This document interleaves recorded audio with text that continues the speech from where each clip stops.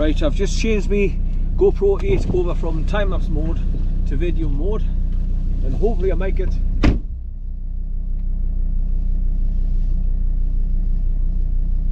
of the journey driving out of here. But most of the time when I start recording, because I haven't charged up the battery, I've just got the engine running, it goes off after just a few seconds of recording video. Right, so let's quickly get in, get my seatbelt on and start driving out of here. Right, change my mileometer as well. So that's 58.3 miles to this parking spot. So I've got 58.3 miles to drive back home along the A1. Right, to junction 65, and I take the A1231 up to go home, back to Whitemate Pool roundabout. Right, here we go.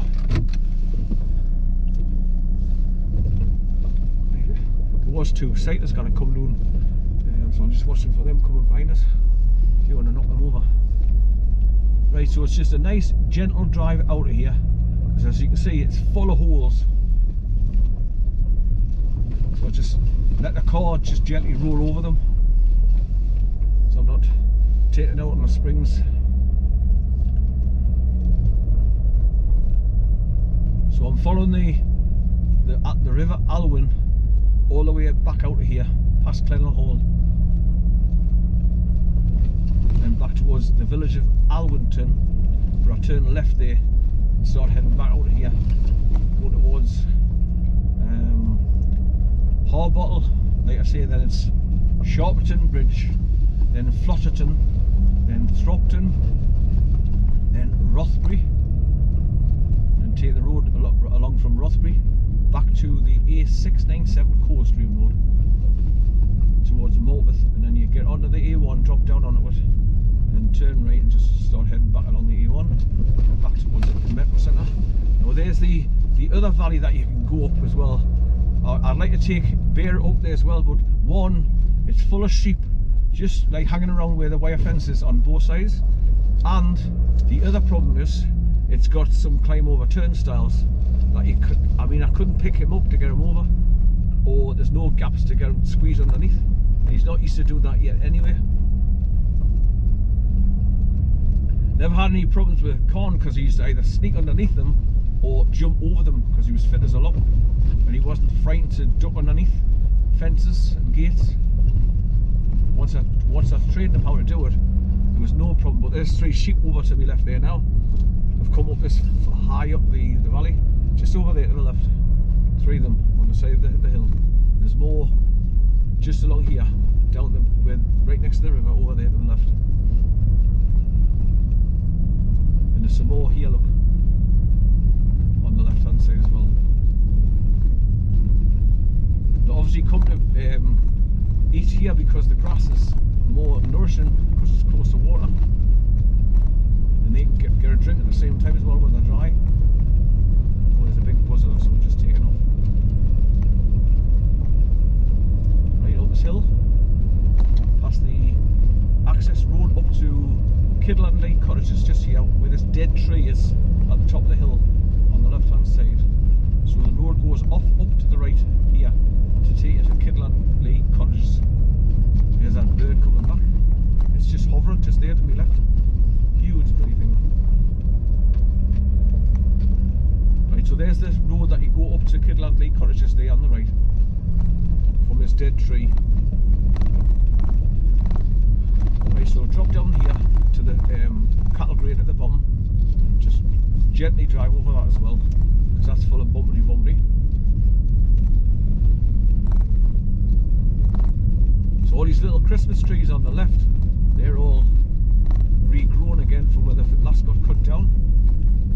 They're all about 20 foot high now.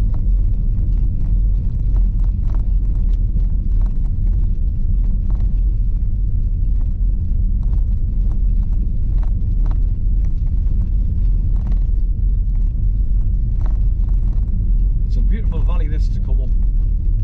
ALWIN Valley, A-L-W-I-N, ALWIN Valley.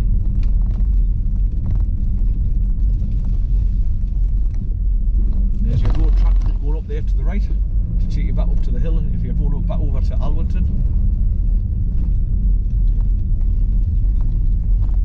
mile and a half up that steep track on your right, look, going up the hill, side of the hill. Go up there, cross over, keep going over to the right. Then you drop down the village, the grass tracks on the far side. That's what takes you back down into ALWIN village. Right, it's full of holes here, look, so I just take my time. And like I say, when I come across a big hole, I just take my foot off the accelerator and let the car just dip down into it and come back up the other side. Right, so there's another sheep here just at the side of the road, look.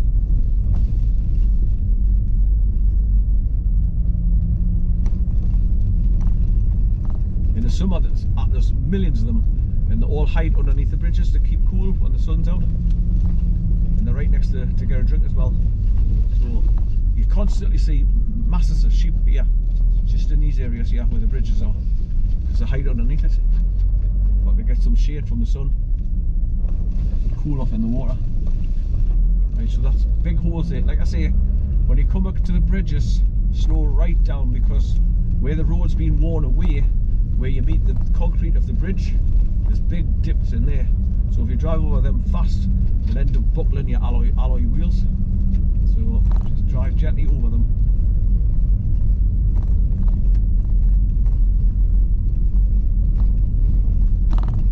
So I drive along these roads as well very slowly, because one of the holes you come across, and second of all because you do want these stones, giving stone chips to your paintwork, getting flicked up under your car, off your wheels.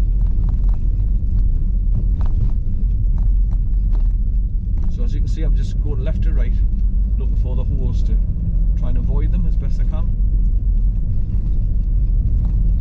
There's lots of sheep coming up on the left hand side embankment here, going up the left, up the hill. Because once again, there's a stream comes down there and goes into the main river onto the right. So that's why they're hanging about here as well. Because once again, the grasses look more lush to eat, and they're right next to water to get a cool drink. So I've just crossed over the top of it, where the river comes down. And it's just here where you come over the second bridge here. If you look forward and up the hill, you can actually see Kidderland cottages quite clearly.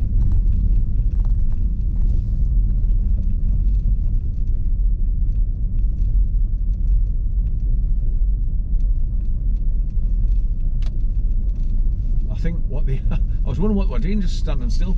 I think they've been using the metal railings to have a scratch against. Right, so I'm just driving slowly over those two big holes where the road meets the concrete of the bridge. And yes, these, once again, there's two holes here, worst one on the left. But these ones here, as you cross over this one, look, two big holes. So once again, just let the car roll over them. That's it.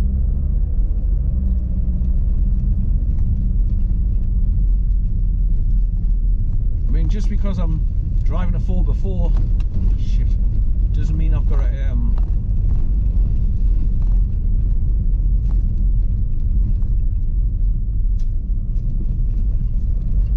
go mad on the springs. Try and save my car as much as I can. He must be going up to MILKHOPE cottage, probably dropping off propane gas or something. Top up the gas tank.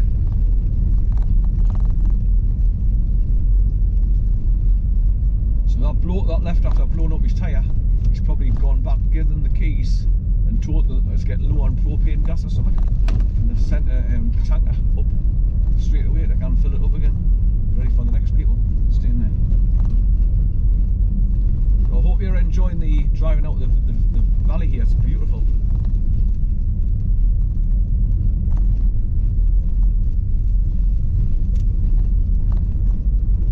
Right, on to the next bridge. Like I say, you drive over 4 bridges, and where I got to the steel bridge across the river, that's where I park all the time. I used to park that on the right hand side before I got to where I normally park now, the steel bridge, where that valley goes up to the right. Proper prefer to go right to the steel bridge now. Turning my car around deliberately so I can point it back down the valley. And I normally end up with a fantastic time-lapse video.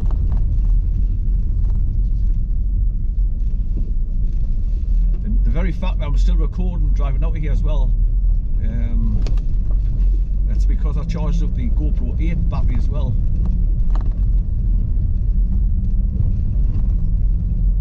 So it'll be nice if I get the whole drive out of here, so you can see how beautiful the valley is when you come up here.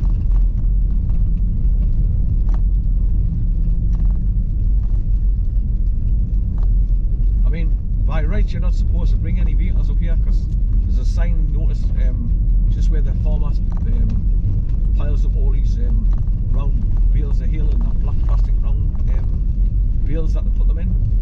There's a notice on the side of the gate, no vehicles beyond this point private. But that means you've got to be able to drive up here for those people that are staying at the Kidlandy cottages and MILKHOPE cottage. So there's got to be vehicles allowed to come up here.